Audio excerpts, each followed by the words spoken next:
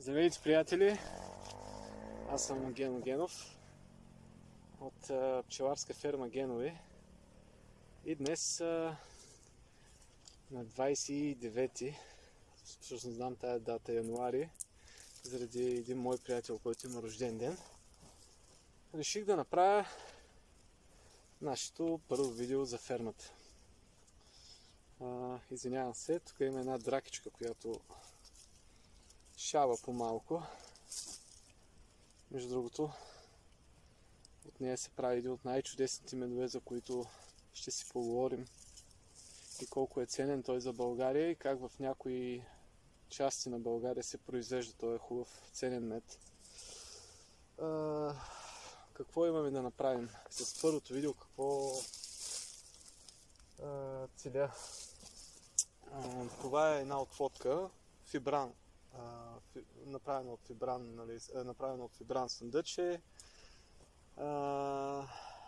Така, като цяло е грешка фибраново съндъче да се слага в гора, тъй като има различни животинки, които идват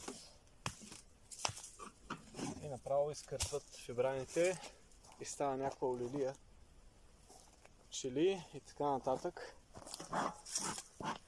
От земята идваш, ей тук, предетни отворичета, съндъчета, и сега ще трябва да му помогнем на тая отворчица. Смятам да прехвърля питите в един нормален кошер и там вече да намери спокойствието да иззимува нормално. Това не е някаква силна отводка, 2-3 междурамия с пчели, но майката ми харесва. Късно е направена, през средата на юни. Майката много ми харесва, много хубаво плътно пило. Пчелите са така видимо спокойни при така прегледи. И само да ви покажа бързо какво е направило това дивото. Ето тук се е чопляло с сини хубави нокъчета, тук е отворено цялото съндъче. Това може да го направи дори най-обикновена мишка, но тук си върлува, само мен да фиксирам, тук си върлува една бялка, която ми се сипа един друг кошер малко по-надолу, тъй като имам отворени дъна, отдолу са с... Не слагайте такава алуминиева мрежа,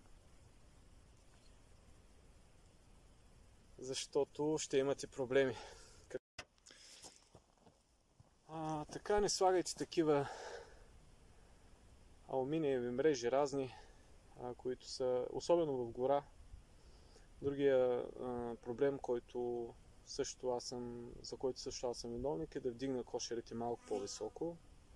Преди време падаха дълбоки така 30-40-50 см снегове е имало. Сега, нали, си спомням 2012, аз съм пчелар от 2008 година. Така вече закупих първите си кошери и създадох първия си пчелин от 70 кошера. Иначе пчеларството е от 2002-2003 година. От часовете ми по пчеларство в Тракийския университет. Така. Сега ще подготвя тук един кошер. Имам наличен празен кошер на пчелина. Нормален дървен кошер, като това фибранче ще остане за ремонт и евентуално не може да се ползва вече, но нали, българина, ако се изтъркат подметките, ще подложи нещо на обувките и пак ще ги носи само и само това, защото му са здрави връзките. И Това съндъче е малко доста перушанено вече, но сега ще подготвя един кошер и ще прехвърля отводката. Така, време е, позиционирахме един празен плодник с дъно, окомплектовано с табла и капак. Тук, за съжаление, видях, че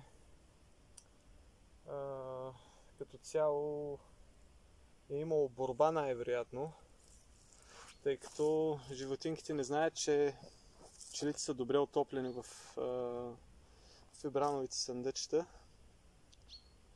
и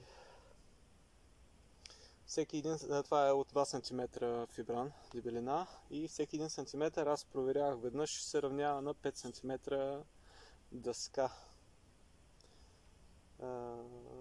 И може да си представите какъв топлинен комфорт по принцип си имат пчелите вътре. Ще трябва да опуша малко, защото и времето не е много топло. Пчелите малко може да са раздразнени. Ето сега ще видим долу какво е ставало. Вижте, тук питата е на парченца от едната страна. Както ви казах, не е минало без борба тук. Но така е. Който рискува като мен да сложи фибранови съндъчета в гората, има доста голям подмор долу на дъното.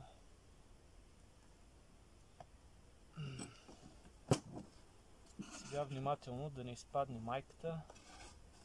По това време на годината наистина трябва да се внимава.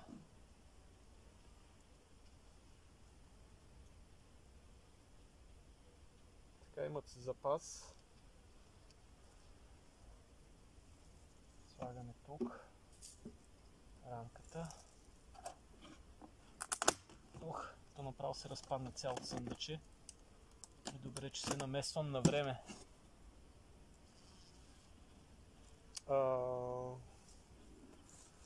Все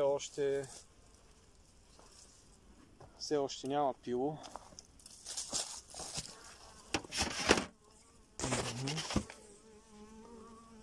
Има доста подмор, но така е. Въпросът е да спасим хубавата майка,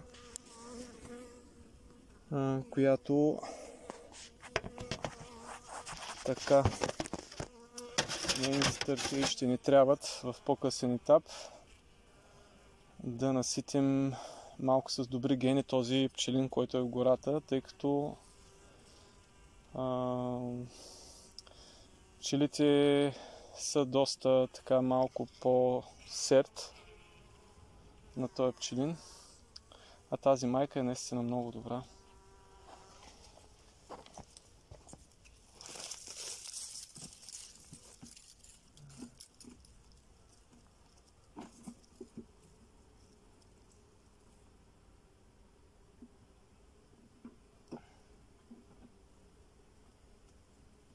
Ето, прехвърляхме ги в новия им дом. Така. Ще тръснем клетките. Това никак не обичам да го правя. Особено когато има подмор вътре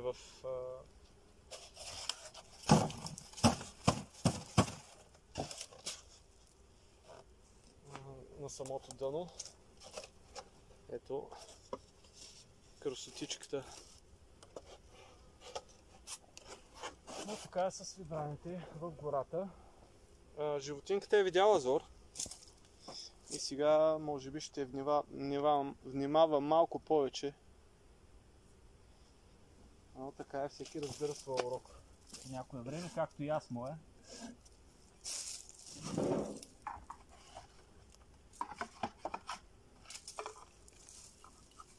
Ще сложа една найлонка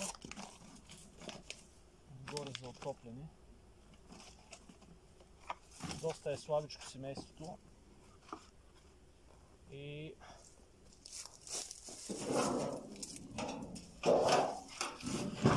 трябва да му се помага. През пролетта малко повече. Ако искате, може да отворим някой кошер. Да видим, тези не съм ги отварял, да видим на какво ниво са в момента. Като цяло. Така са малко пръснати кълбата. И ми се струва, ето излизат още пчелички. И ми се струва, че има вероятност при по-силничките семейства пилото да е започнало. Да видим съседния. Това е малко по-напред. Има доста големи медени венци оставени. Това беше тест. Всичко е под контрол. За да се види дали семейството е агресивно. Моята толерантност към агресивни семейства силно спадна. Ето сега почва да се излиза. Ето пък някои могат да го приемат. Той нарочно изтърва отгоре капака, за да излезнат пчелици нагоре. Аз пък го гледам по добрия начин. Изтървал съм капака, за да проверя агресивността им. Ето хубаво семейство на 8, 9, 10 рамки. Сега си наизлязоха пчелите от всяко междурами. Но много големи венци и самите кълба са доста по-надолу. Така, преглед на две семейства. И това е моето първо видео. Мога да ви покажа също, чакайте сега. Сам съм си оператор. Където ви казах тук за един проблем. Виждате навсякъде пити, разхвърляни. Дори когато смених дъното, защото това дъно направо се беше изровено, и когато смених дъното, това животинче се върна и имаше капаче такова отдолу, което също го изкърти. Така доста здраво животинче. И обаче тук мрежата е метална и не е могло да пробие в кошера. Тук може да видим някоя друга, ако искате.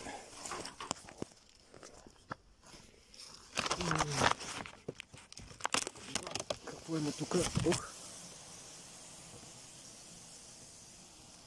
Лички. Тук е още едно. Подред. Някой да не каже. Сега тук не излизат. Те са долу под венците, но сега започват да излизат. И в момента ето, виждате, заформи се нещо като кошер пълен с пчели. На видеото винаги са по-малко, да знаете. Така изглежда винаги. И така. Благодаря ви за вниманието.